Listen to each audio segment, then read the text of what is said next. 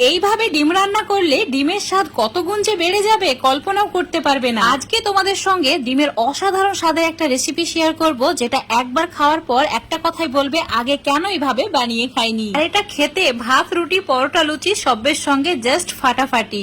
আজকের এই রেসিপিটা বানানোর জন্য আমি মাটির হাঁড়ি ইউজ করেছি, তোমরা যে কোনো হাঁড়ি বা কড়াই নিতে পারো। তো হাঁড়ির মধ্যে দিয়ে দিতে হবে জল, তাতে সামান্য পরিমাণে নুন অ্যাড করে ডিমগুলোকেও অ্যাড করে দিতে হবে। এখানে ডিমের পরিমাণটা নিজেদের পছন্দ মতো বাড়িয়ে বা কমিয়ে নিতে পারো। ডিমগুলো অ্যাড করে দেওয়ার পর চুলোর ফ্লেমটা মিডিয়াম টু হাই করে দিতে হবে। 10 মিনিট ওয়েট করতে হবে। 10 মিনিটের মধ্যে ডিমগুলো খুব ভালোভাবে সেদ্ধ হয়ে যাবে। এবার এই ডিমগুলো ঠান্ডা জলে দিয়ে খোসা ছাড়িয়ে নিতে হবে, তারপর এইভাবে কেটে নিতে হবে। একটা সাইড এইভাবে ছোট ছোট করে কেটে নিয়েছি। সব ডিমগুলো একইভাবে কেটে নেওয়ার পর অ্যাড করে দিতে হবে সামান্য পরিমাণে হলুদ গুঁড়ো, তার সঙ্গে অ্যাড করে দিতে হবে সামান্য পরিমাণে নুন। এবার এই নুন আর হলুদ ভালো করে ডিমের গায়ে মাখিয়ে নিতে হবে, তারপরে ডিমগুলোকে ভেজে নিতে হবে। ভাজার জন্য চুলোর উপর একটা হাঁড়ি নিয়েছি, হাঁড়ির মধ্যে অ্যাড করে দিচ্ছি 1 কাপ তেল। এখানে রান্নাটি করতে যতটুকু তেল প্রয়োজন একবারেই অ্যাড করে দেবে। তো রান্নাটি করতে সর্ষের তেল ইউজ করেছি, তোমরা সাদা তেলও নিতে পারো। এখন চুলোর ফ্লেমটা মিডিয়াম টু হাই করে দিতে হবে, তারপর ডিমগুলোকে হাঁড়ির মধ্যে অ্যাড করে দিতে হবে। এবার উল্টে পাল্টে গোল্ডেন হওয়া পর্যন্ত ভেজে নিতে হবে। ডিমগুলো খুব বেশি পুড়িয়ে ফেললে হবে না বা লাল করে ফেললে হবে না, ঠিক এরকম কালার হলেই তুলে নিতে হবে।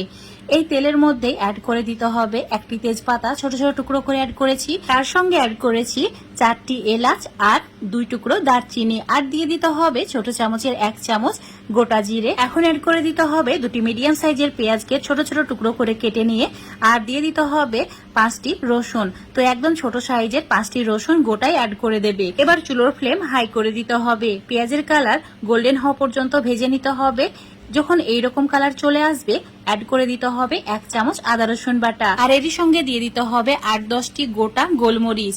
এবার একটু সময় নিয়ে আবারও ভালো করে কষিয়ে নিতে হবে, যাতে আদা রসুনের কাঁচা গন্ধটা চলে যায়।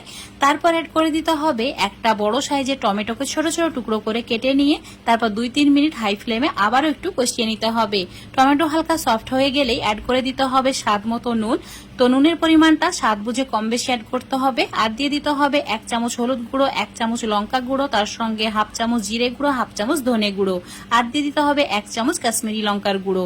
এবার সমস্ত কিছু অ্যাড করার পর ভালো করে কষিয়ে নিতে হবে, মানে 5 মিনিট লো ফ্লেমে কষিয়ে নিতে হবে। এই সময় অল্প করে জলের ছিটা দিয়ে ভালো করে মশলাটাকে কষিয়ে নিতে হবে। ঠিক যখন এইরকম তেল ছাড়তে শুরু করবে মশলাটা একদম ভালোভাবে কষানো হয়ে যাবে। তারপর অ্যাড করে দিতে হবে 4টি গোটা কাঁচা লঙ্কা।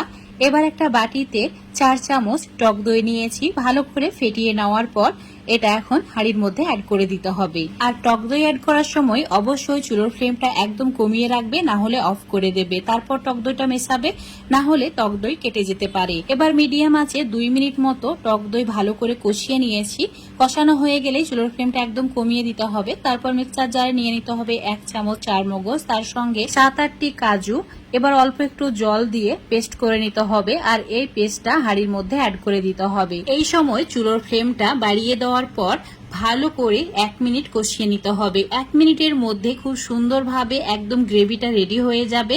এবার ভেজে রাখা ডিমগুলোকেও অ্যাড করে দিতে হবে, তারপর একটু সময় নিয়ে আবারও কষিয়ে নিতে হবে। যত ভালো করে কষানো হবে এটার স্বাদ তত বেড়ে যায়, মানে খেতে দারুণ সুস্বাদু হয়। তো ঠিক দেখতে পাচ্ছ তেল ছেড়ে দিয়েছে। এবার গরম জল অ্যাড করে দিচ্ছি 1/2 গ্লাস মতো। এখানে জলের পরিমাণটা একটু কমই রাখতে হবে, বেশি দেওয়া যাবে না। তো জলটা অ্যাড করার পর ভালো করে মিশিয়ে নিয়ে ঢাকা দিয়ে 5 মিনিট মিডিয়াম ফ্লেমে রান্না করে নিতে হবে। তোমাদের এখন 5 মিনিট পর দেখাচ্ছি, দেখতেই পাচ্ছ। এবার অ্যাড করে দিতে হবে 1/2 চামচ গরম মশলা। গরম মশলা মিশিয়ে নেওয়ার পর চুলার ফ্লেমটা লো করে রেখে 1 মিনিট রান্না করে নিতে হবে। 1 মিনিট রান্না করে নিলেই এটা ব্যাস রেডি হয়ে যাবে। গরম ভাত, লুচি, পরোটা সবের সঙ্গে খাওয়ার জন্য সামান্য পরিমাণে ধনেপাতা কুচি অ্যাড করে ঢাকা দিয়ে এইভাবে রেখে দিয়েছিলাম। এখন তোমাদের 5 মিনিট পর দেখাচ্ছি, মানে চুলোটাকে অফ করে 5 মিনিট রেখে দেওয়ার পর তোমাদের দেখাচ্ছি। দেখতে পাচ্ছ কত সুন্দর একটা কালার এসছে। আজকের এই ডিমের রেসিপিটা এতটাই সুস্বাদু হয় যে ভাত, রুটি, পরোটা, লুচি সবের সঙ্গে জাস্ট ফাটাফাটি। তো বন্ধুরা অবশ্যই এভাবে একবার ট্রাই করে দেখবে। আশা করছি এটা খেয়ে তোমাদের অনেক ভালো লাগবে। আর যারা ডিম খেতে ভালোবাসো তাদের কাছে তো একদম অমৃত।